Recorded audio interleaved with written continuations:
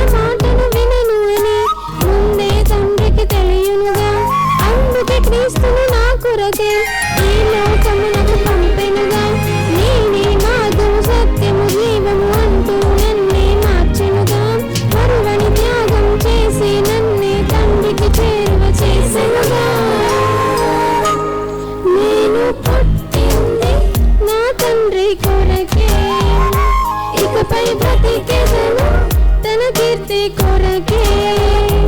ఇలలో చేసెదను నా తండ్రి పనులే, తిరిగి చేరెదను తానున్న స్థలమే.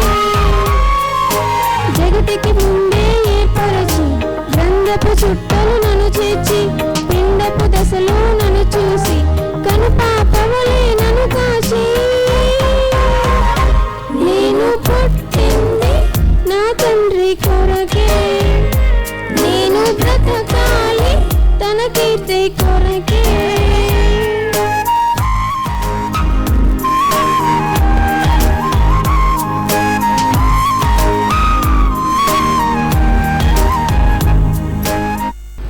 ఎన్నెన్నో శ్రమలను భరించి మనము పరలోకం చేరాలిలే.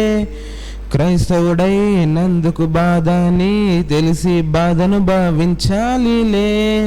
సుఖమే లేదు ఈ జగతిలో, సుఖపడలేదు యేసు తన బ్రతుకులో. మన కోసం యేసు ఆ సిలువలో బలి అయినాడు, యేసు కల్వారిపై మరణించి లేచాడని ప్రకటించు సోదరా. అపవాదిని ఓడించి గెలవాలి ఓ సోదరా. ఎన్నెన్నో శ్రమలను భరించి మనము పరలోకం చేరాలిలే. క్రైస్తవుడై నందుకు బాధ అని తెలిసి బాధ భావించాలిలే. నీకివ్వాలనుకున్నాడా పరలోకం, దూతలకెన్నడు లోబరచలేదు. పరలోకం పొందాలని పోరాటం చేసి దయ్యంగా మారింది ఒక దూత నీ కోసమే.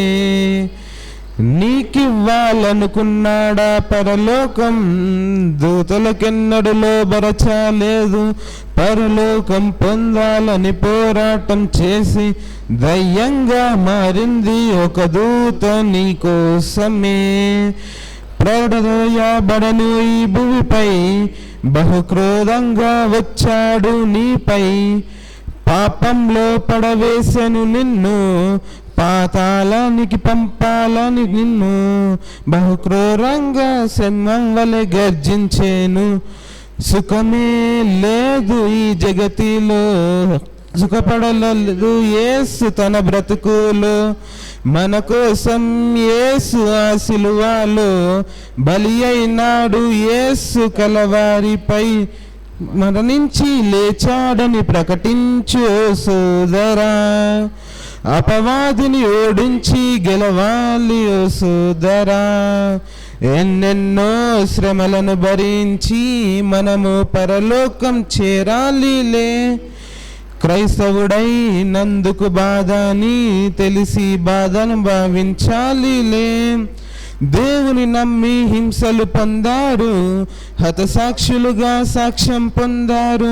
పరదేశిలో ఉన్నారు, ఎదురు చూస్తున్నారు. పరలోకం పొందాలని ఉన్నారు మన కోసమే. దేవుని నమ్మి హింసలు పొందారు, హతసాక్షులుగా సాక్ష్యం పరదేశిలో ఉన్నారు, ఎదురు చూస్తున్నారు. పరలోకం పొందాలని ఉన్నారు మన కోసమే. రంపములతో కోయబడినారు, కొరడాలతో కొట్టబడినారు. దేవునికై ప్రాణాలిచ్చారు, చావైతేనే లాభం అన్నారు. బహుక్రోధంగా శ్రమ పొంది మృతి పొందారు. సుఖమే లేదు ఈ జగతిలో, సుఖపడలేదు ఎవరు తమ బ్రతుకులో. పోరాటం నీకు అపవాదితో, ఎదురించాలి నీవు ప్రతినాదితో. పరలోకం పొందాలని పఠించు సోదరా. అపవాదిని ఓడించి గెలవాలి ఓ సోదరా. ఎన్నెన్నో శ్రమలను భరించి మనము పరలోకం చేరాలిలే. క్రైస్తవుడై నందుకు బాధ అని తెలిసి బాధను భావించాలిలే. Thank you. అందరికీ యేసుక్రీస్తు నామమున వందనాలండి.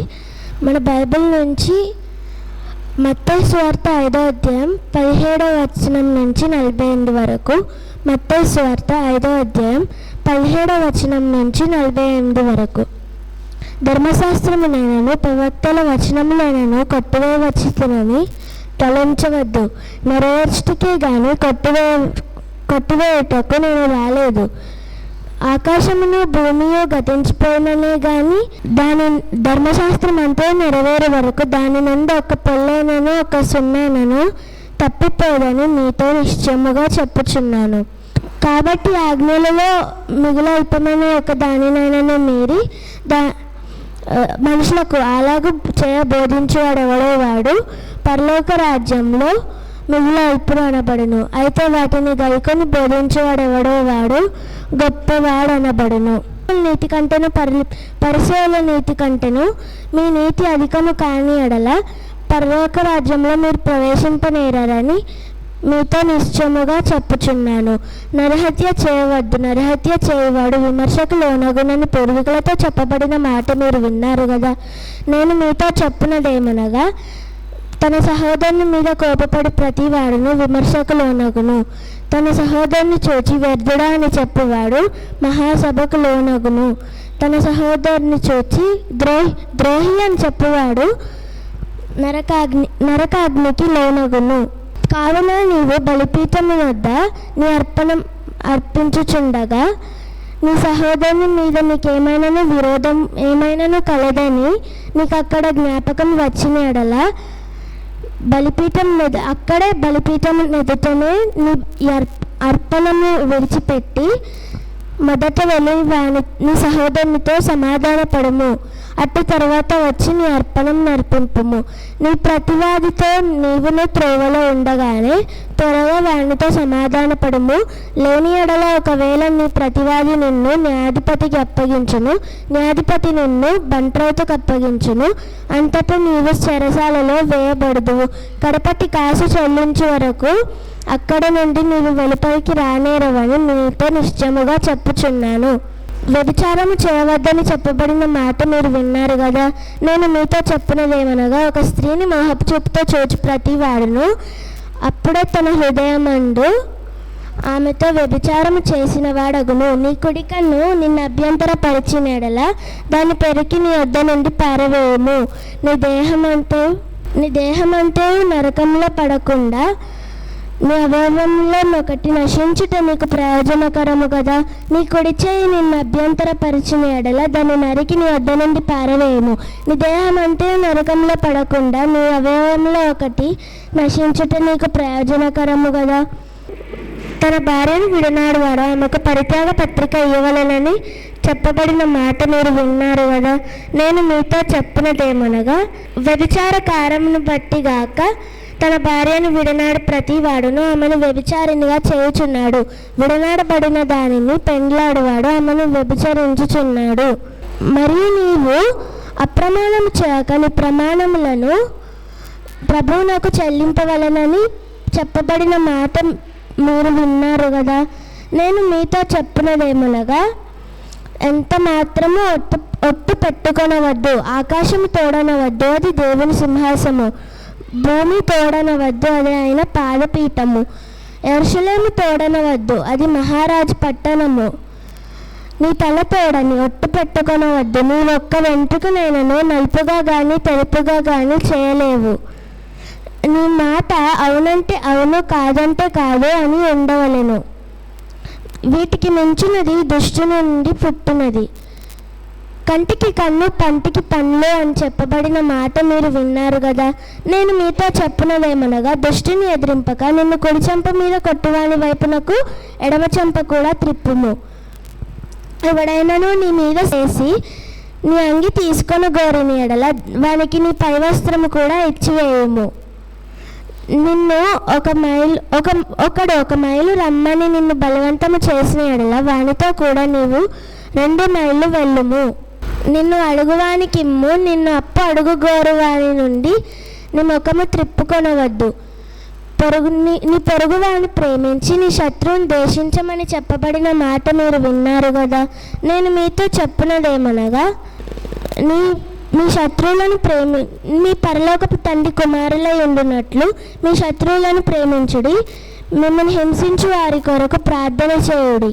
ఆయన చెడ్డవారి మీదను మంచివారి మీదను తన మారిని ఉదయింపజేసి నీతిమంతుల మీదను అనీతిమంతుల మీదను తన వర్షము కురిపించుచున్నాడు. మీరు మిమ్మల్ని ప్రేమించే వారినే ప్రేమించిన ఎడల మీకు కలుగు ఫలమేమి?